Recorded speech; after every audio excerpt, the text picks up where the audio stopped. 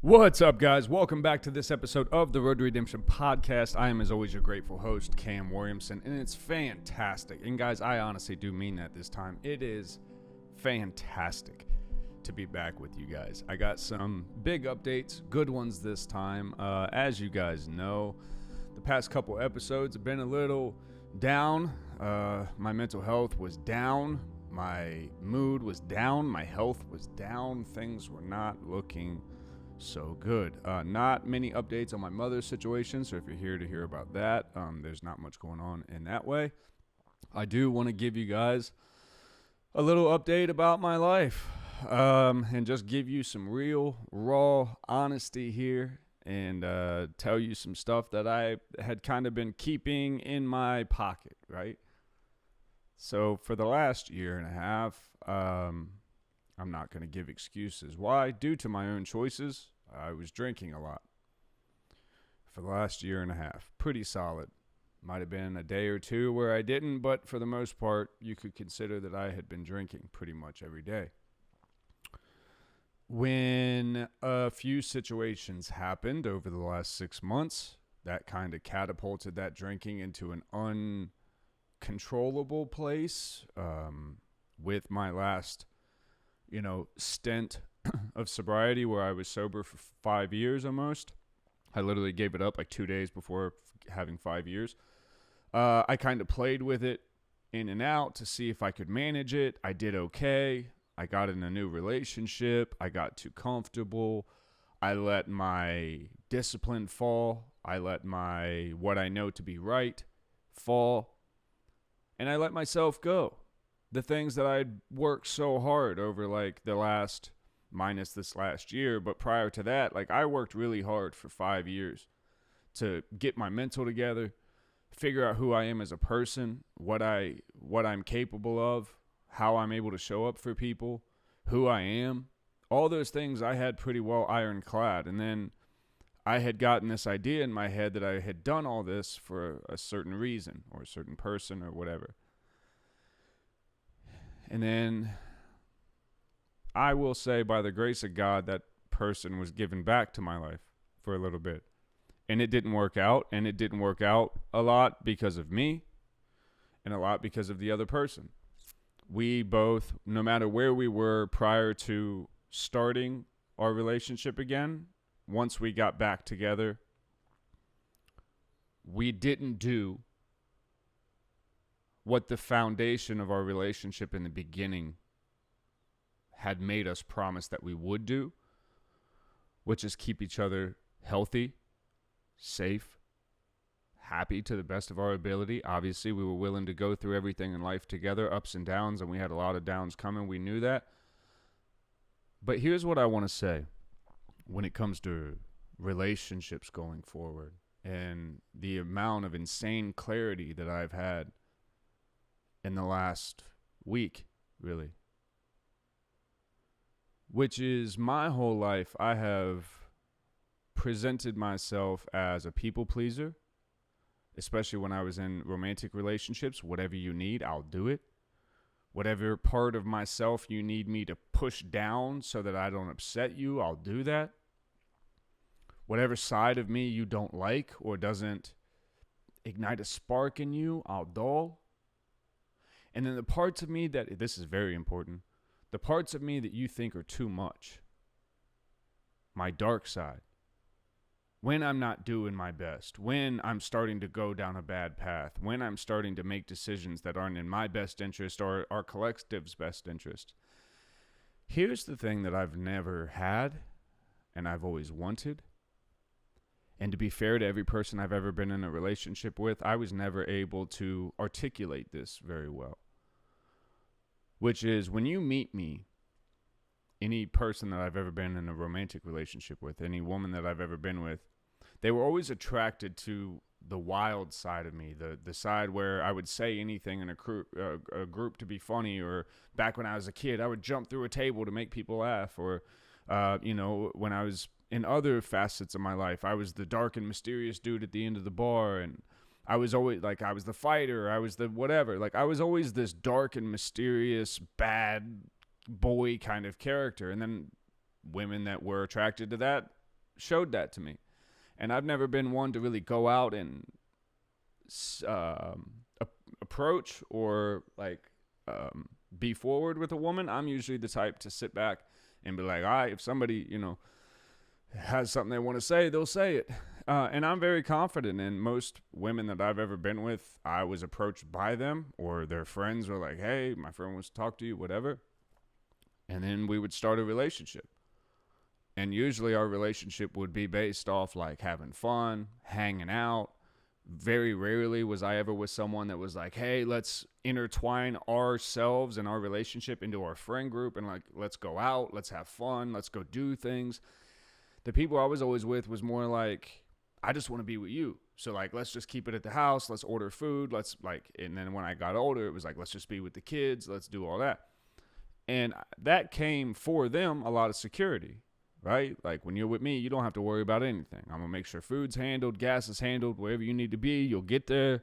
If you really need me there, I'll be there. Will I tell you I don't want to go if I don't want to go? Absolutely. And that makes me a difficult person to deal with because I do have mental health struggles. So I do have anxiety. I have bad, PTSD. So like certain situations I can do. I absolutely can. Some days are better than others. And what I was never willing to articulate, or what I was never able to articulate to the people in my life is, hey man, when I'm good, and I'm always here for you. And even when I'm bad, I'm still here for you to the best of my ability. And when you're bad, you're not doing so good, I'll be here for you, and I'll protect you from the entire world. I'll protect you from your job. I'll protect you from our kids so they don't see what you're going through. I'll protect you from your family. I'll protect you from whatever so that I know today you're good. And I was never able to articulate that I needed that in return because sometimes I do fall. Sometimes I do get in a very bad spot where my first impulse is, well, like, fuck this. I'll just go get, I'll go get a case of beer. Then at least for the next 3-4 hours, this rumination of all the things that went wrong and all the things I could have done different, it's like, well, guess what? You're delaying the inevitable. Every time you go and buy that 6er or the 12 or whatever, it's like you're delaying the inevitable. The shit that happened, right? The things you did, all the bad things you did to other people, to hurt people, which I've done plenty. All the mistakes I made, especially the ones that were alcohol fueled, I don't get to take those back now that I'm sober. I don't get to take those back now that I see the pain that it caused and I see that it didn't have to go that way. And in so many different situations in my life, that even when certain people were out of my life, I could have made some things better by just being sober and being myself and not trying to portray this call for help all the time. Where every time I was hurting over something, I would portray this image that I'm doing fine, or I'm doing this, I'm doing that, I'm doing this, when really I wasn't doing anything. I was sitting on the couch drinking, feeling bad for myself because my heart was broken and my head was confused and my life was in an uncertain direction. And for the last 4 months, I sat back and I waited, like, who's going to give me direction again? Who's going to point me in the way to bettering myself? And then all of a sudden, this moment hit me, which is like, it's going to be you. There's nobody coming to save you. There's nobody showing up at your door to ask if you're okay. There's nobody going to make sure you ate today. There's nobody coming to make sure that, could you be sad at 2 a.m? Could you be crying yourself to sleep? Because guess what, man? Nobody cares. It's not that they don't care when you're talking to them. And it's not that they don't care when you're telling them that you're going through something. But everyone has their own life going on. And everyone has their own challenges. And everyone has what matters to them.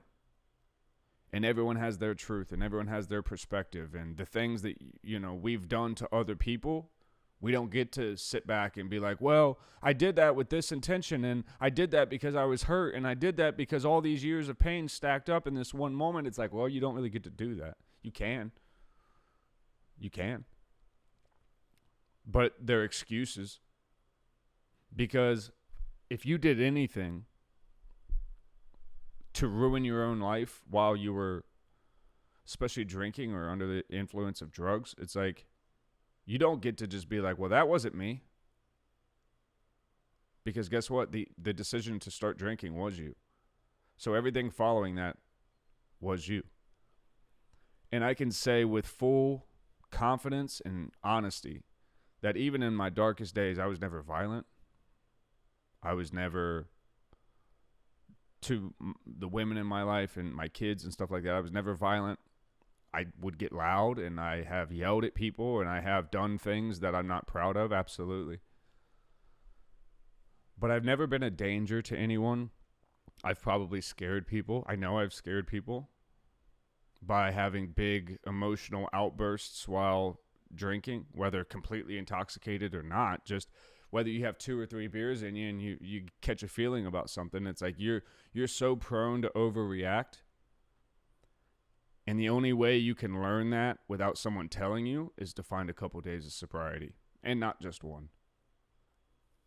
Because one day of sobriety, you're still letting your body even itself out. And I will be honest, I had to go to the VA hospital, and I had to tell them I'm not doing so good. I've been drinking a lot. I really need help right now. And they gave me a medicine to help safely wean me off alcohol so I wouldn't, be in any physical danger. And I got through that. And while going through that, I've felt myself even out so much. I felt myself come back to life. I just ran 2 miles today. When like 5 days ago, I told myself, dude, if we tried to run right now, because I've been wanting to train again. Bad. I've been wanting to for like a year. But that alcohol every night was easier. And then when I would drink, I'd tell myself, tomorrow we going to start. As long as we don't feel too bad tomorrow, we going to start. And I wake up tomorrow and be like, nah, man. Nah, not today. Not today. Just nah. Because my heart hurts. I'm depressed. I'm bedridden. I'm locking myself in this apartment. Again, 4 months ago, I'd committed to, I was going to let the bottle kill me. So that way I just didn't have to continue dealing with pain anymore. Well, guess what, man? That pain's coming. The part I never wanted to admit to y'all is sometimes, man, pain becomes a part of you. And you got to learn to live with it. And the ultimate reality is you can let it kill you. And God knows it's going to try. Especially if you battle at all. If you got some demons. When your heart is broken and your life is, kind of unmanageable, that's when those thoughts come creeping in of like, man, maybe it's better if we're not here. Maybe everyone would be better off, and maybe we would stop putting them through all this. But I can tell you, when you're sober, you don't have those feelings. Doesn't mean the pain's not there. And I'll be honest, I stopped crying to people, and I promised myself I would stop crying on this show, because one thing I learned is the second you cry in front of someone, they respect you a little less. Because the problems that you're crying about, if that person didn't immediately embrace you and hold you and tell you, like, I got you, I'm so sorry you're feeling this way, and I don't know what to say right now, but I got you. From my observation, anytime you've bared your soul and you've told someone your rawest vulnerabilities, they may hear it in that moment and they may have the right thing to say in that moment. But from my experience, they take that moment and they put it in their pocket. And then the next time a tough decision comes up or something comes up, I've just noticed that they don't come to you the same way. They don't come to you with the same confidence. They don't come to you with the same assurance that you're the one to handle that situation. And as a man, you see the women in your life start to look at you as less as a man. Because you couldn't handle it. Whatever it was. Heartbreak, your mom's getting ill, financial situations, kid situations. Whatever it was, in that moment, the world was too heavy for you to hold and you broke down. The women in your life don't want to see that. They may say they do.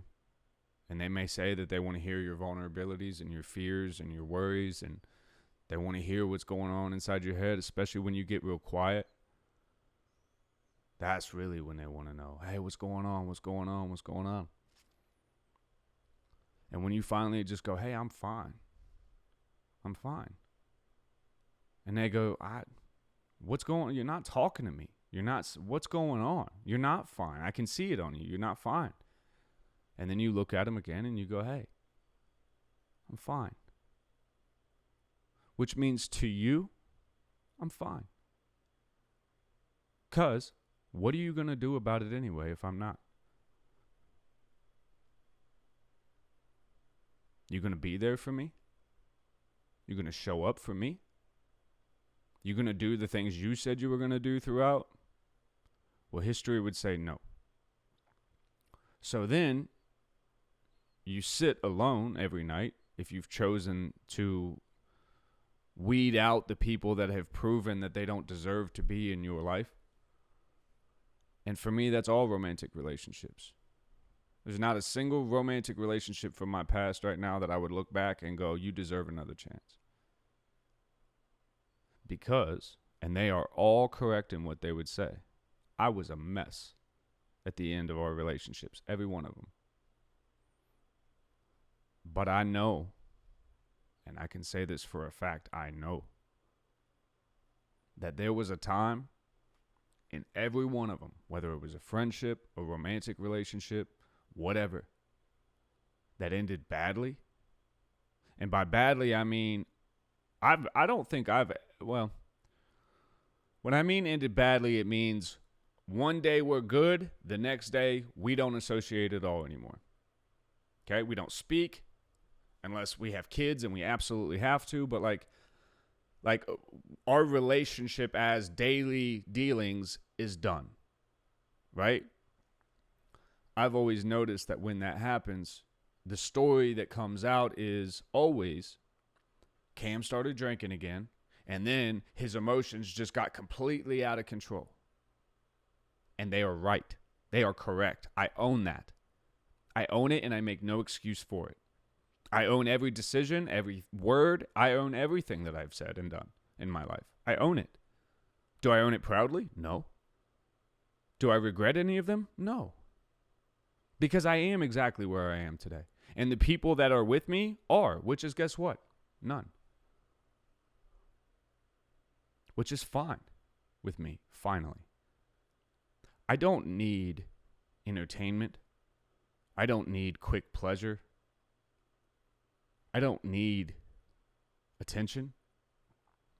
I don't need to be told for a couple months how great I am and how much you want to spend time with me and all my physical attributes that you get into and all the things that I do that really turn you on. And like, I think because I've seen the mountaintop of that, I've gone to, I mean, again, I've been successfully in relationships, and I've, fulfilled every desire that a man can when it comes to, being with a woman and having a kid and being married and having a family and exploring what it is to fully be with a woman. I could just tell you, man, sex ain't worth having your life be in such a chaotic state all the time.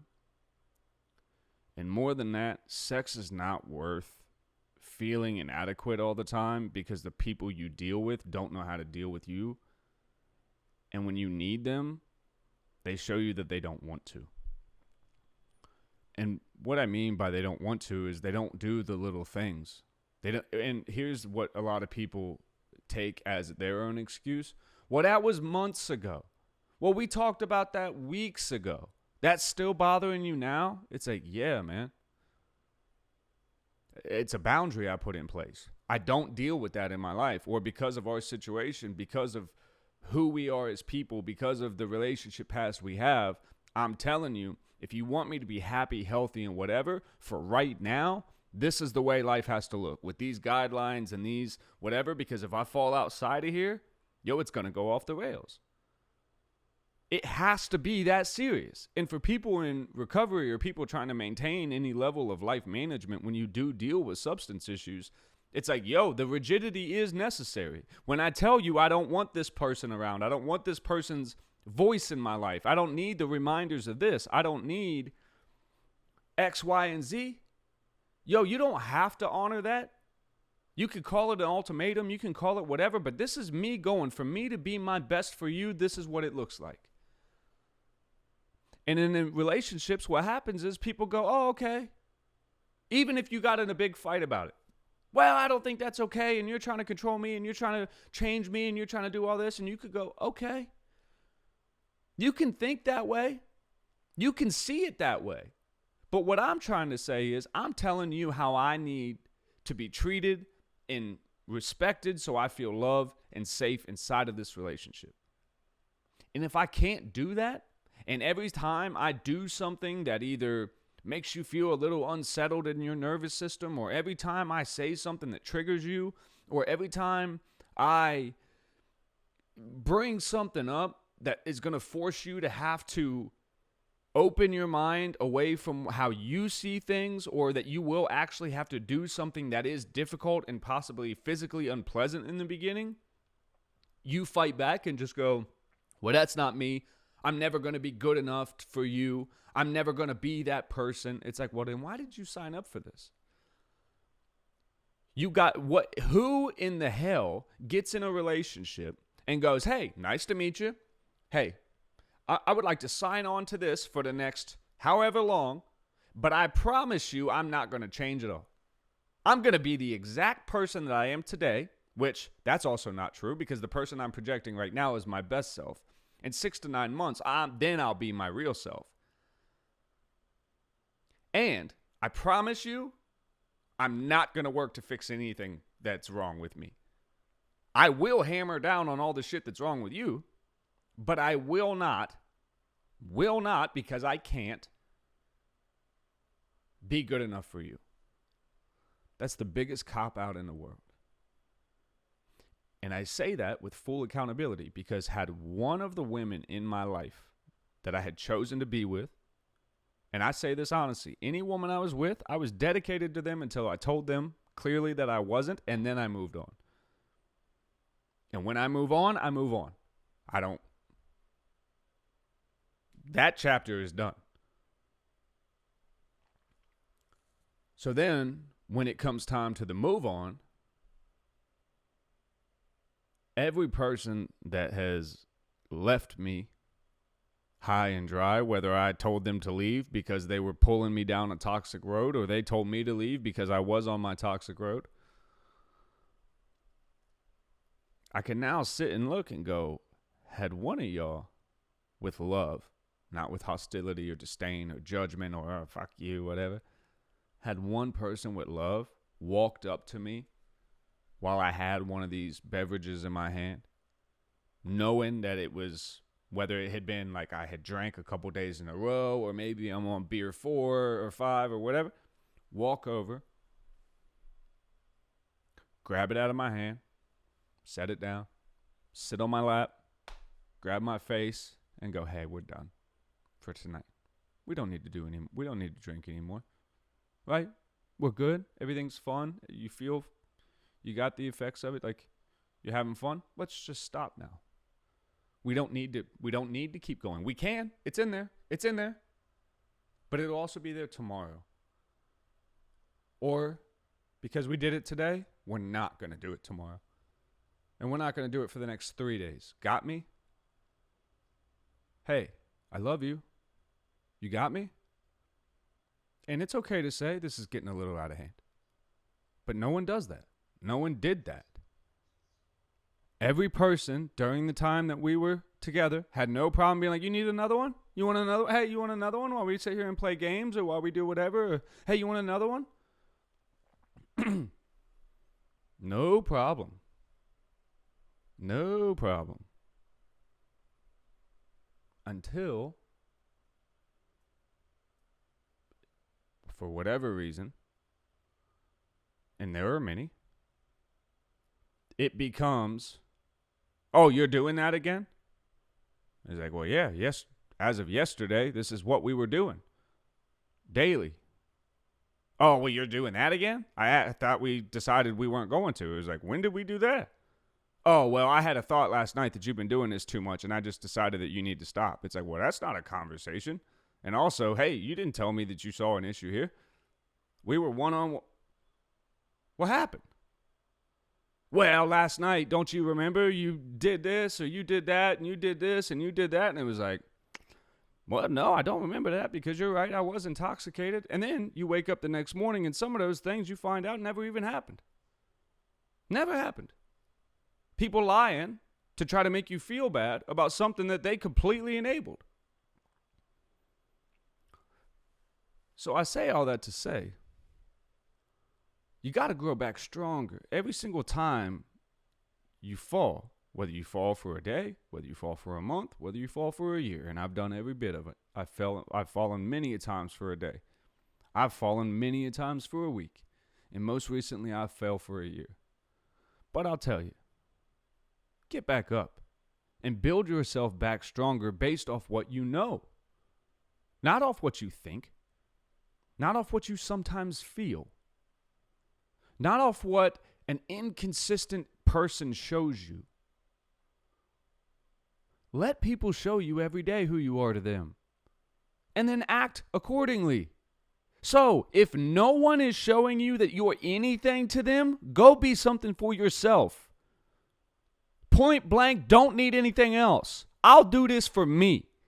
And if you got kids, I'll do this for me and my kids. Don't need anything else. I don't need friends. I don't need a relationship. I don't need networking. I got me because why? I've always had me. In my darkest times, I'm the only one that's pulled myself up outside of God and my mother.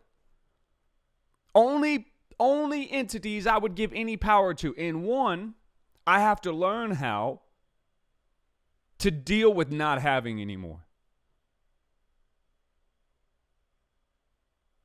So, when things get, dark at 2 a.m., you think I got somebody to call?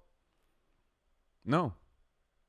And I had to think back just today while I was on my run. It was like, do you know how many people have told me, I'll always be there for you? Parents, relatives, relationships, friends, I'll always be there for you. I'll always be there. If you need me at 2 a.m, you can always call me. But guess what? Until we're not cool, then I don't care what your challenge looks like. I don't care how close to the end you are. Don't call me because I ain't got time for you. So did you ever love me for real? Because this is a conversation I had to have with a bunch of my family members here in the last month or so, which is there was a lot of people that knew I was heading for a pine box. And not but one person stepped in to be like, I can't let you go down that road. Because I don't know what will happen to me if you did. And that person is dealing with their own mortality. But still cares about mine more. But that's my mother. And I don't expect any woman in this world to love me as much as my mother does, but I do have a feeling that one day, through self-analysis, discipline, most importantly, and a clear vision, sobriety, I have a feeling that one day life is going to be very magical. Because I've always believed that. The problem is I've tied it into other people. My life will be magical when I have this person to do these things with. No, life is magical today. And today is about to be very magical. I have a great day planned. Very, very exciting things going on today that, It's funny how the second certain things leave your life, so many problems that you keep beating your head against a wall going, how can I get through this? How can I figure this out? How can I fix this problem? There's got to be something. There's got to be something. But then you remove one thing from your life. 2 things get better. You remove one more toxic thing from your life. 3 things get better. And you go, well, damn. What would have happened if I'd have done this a year ago? And now you just have to go, that doesn't matter. What you did yesterday, what you did last week, what you did last month, what you did 6 months ago, it doesn't matter. It doesn't matter, especially if you and those people aren't even in connection anymore. Let it go. Let them go. Let you go. In everyone's life, guess what? Goes on. It doesn't stop because two people decided that we can't do this anymore. Or life doesn't stop because a family divorces. Life doesn't stop because a parent dies. Life doesn't stop because people are dealing with very bad mental health times. And life doesn't stop because people get sober. Life goes on. Days go on. Kids get older. People get older. People get sick. People pass away. But people accomplish their dreams, and people show up for their kids, and people make life great, and people are open to new adventures and new possibilities and the meetings of new people. And if you stay so closed off to the world, which I had dedicated that I would be, 4 months ago, I promised that I would let the bottle kill me and I would never entertain anyone that ever wanted to be a part of my life again. And then I sat back and I was like, damn. I put all my worth in this one situation for someone that all they truly wanted was to watch me go down in a pine box so they could say that their Romeo went down for their Juliet. And look at the tragic tale that love spins. That's what that person wanted for me. And any other person that's been in my life, I honestly believe they wanted to use me as an image of I am their husband, I am their child's father, and as long as I put on a good front and I hold my shit together and post good pictures on Facebook and whatever, that was the role I was to fill. And all my chaos behind the scenes, well, that's just the impending doom that will be the reason we end up divorced and not married and whatever. But at the same token, it's like, hey, we all knew what we were getting into, right? Am I the only one that showed up being like, yeah, I know the good and the bad here, but I'm still willing to go through it? I can't imagine that I'm the only one that goes through life feeling like you've been fully transparent with someone and then they are the ones that switched the cards up and then got mad at you for staying the same. Even with your flaws. And then again, not helping you with those flaws, just turning their guns on you to be like, you got flaws, right? It's like, well, yeah, I had those when we met. I had those when we got together. I had those and you said you loved them. So, like I said, what I'll tell you guys is dedicate to yourself today that you're going to build back stronger in whatever regard you need to. Promise yourself today that you will make something of yourself. Regardless of who you've lost, regardless of who you might lose, regardless of who doesn't think you're shit, regardless of who's told you you're not shit. I'm here to tell you that you are. Wake up, do everything today that you know you're supposed to do, and see what happens tomorrow. I love you guys so much. It's been great seeing you again, and I'll see you in the next one.